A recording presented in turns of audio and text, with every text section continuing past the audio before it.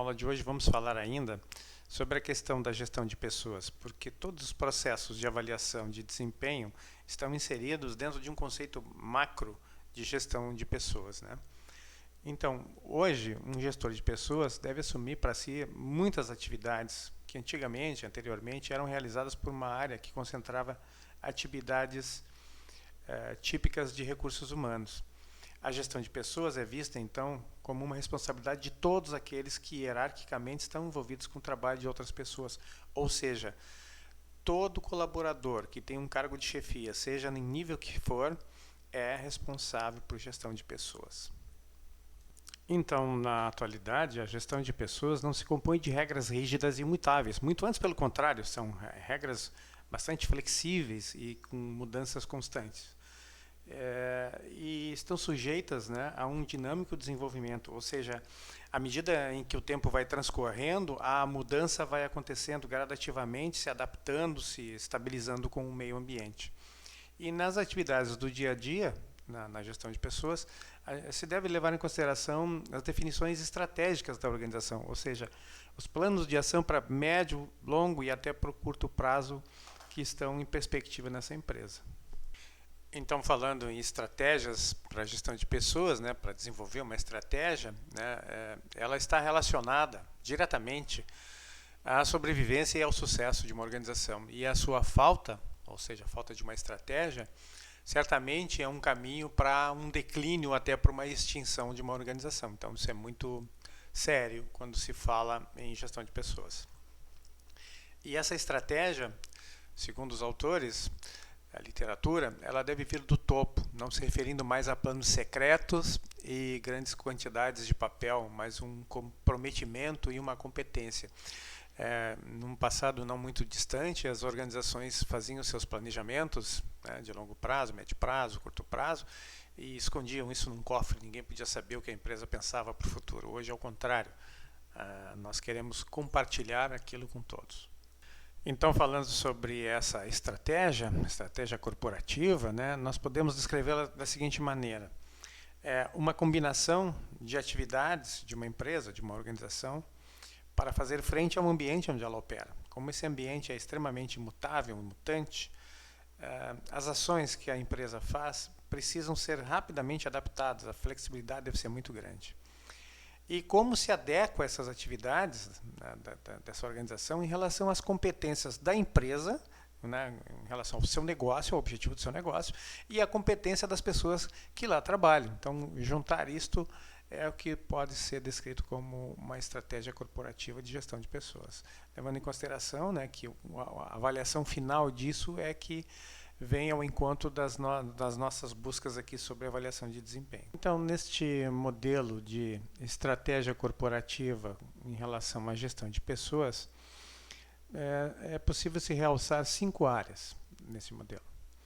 A número 1 é o ambiente, ou seja, é relacionado ao mercado de trabalho. Quando falo de gestão de pessoas, eu estou falando de uma relação entre o mercado de trabalho e o mercado de mão de obra, né?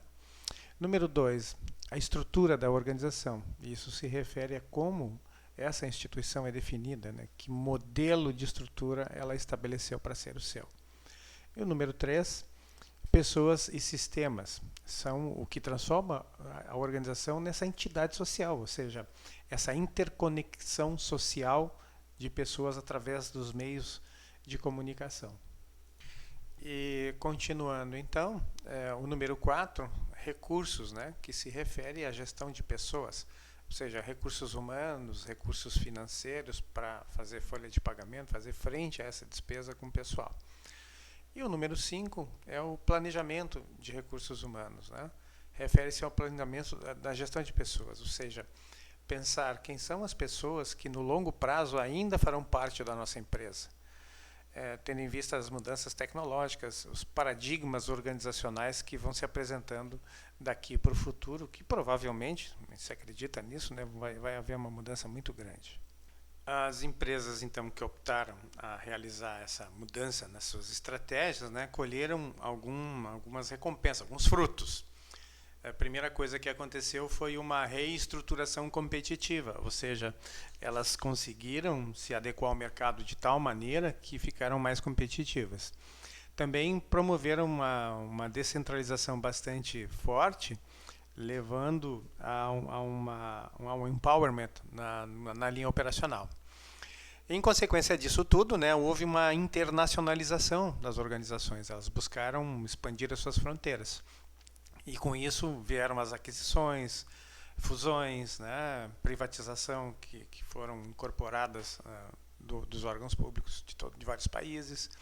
E o que aconteceu de fato, levando em consideração os clientes, né, os compradores, foi um aumento dos padrões de qualidade, né, devido também a mudanças tecnológicas e a novos conceitos sobre de como se faz negócio no mundo.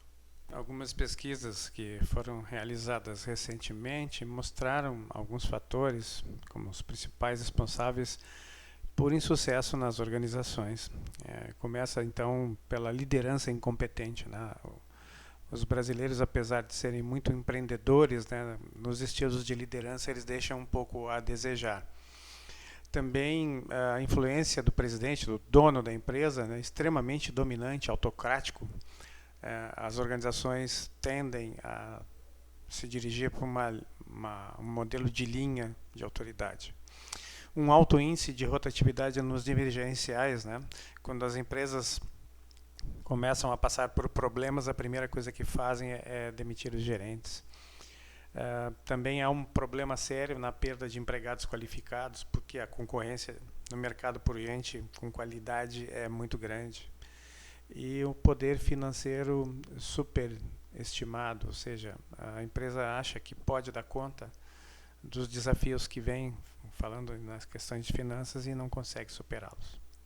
Outros fatores que também são responsáveis pelo insucesso das organizações são algumas tentativas mal sucedidas de entrar em novos mercados, entrar em novos desafios, sem conhecer exatamente onde está pisando, né? Isso tem levado ao fracasso algumas empresas. Também o insucesso do gestor ao administrar essa organização. Falta competência gerencial, falta conhecer como funcionam os negócios, né?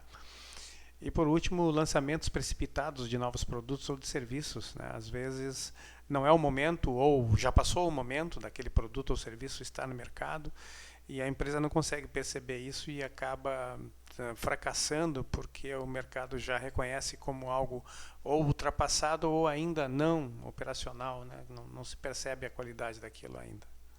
Então, para finalizar, eu trago para vocês aqui novas políticas para a gestão de pessoas, ou seja, são estratégias que as empresas estão usando para superar essas dificuldades do mercado global. Primeira coisa são estruturas organizacionais segmentadas, então buscam o mercado através de segmentos. Também, por outro lado, os gestores devem estar envolvidos com o objetivo de lucro e crescimento da empresa. Isso tem que ser parte do dia a dia do trabalho deles. Um processo de comunicação adequada entre todos os participantes dessa empresa e também vinculando isso aos programas de treinamento que a empresa oferece aos seus colaboradores. Mentalidade de múltiplas habilidades nas pessoas, ou seja, as pessoas têm que ser multi-especialistas e não mais especialistas em determinada área somente. Isso é um desafio muito grande.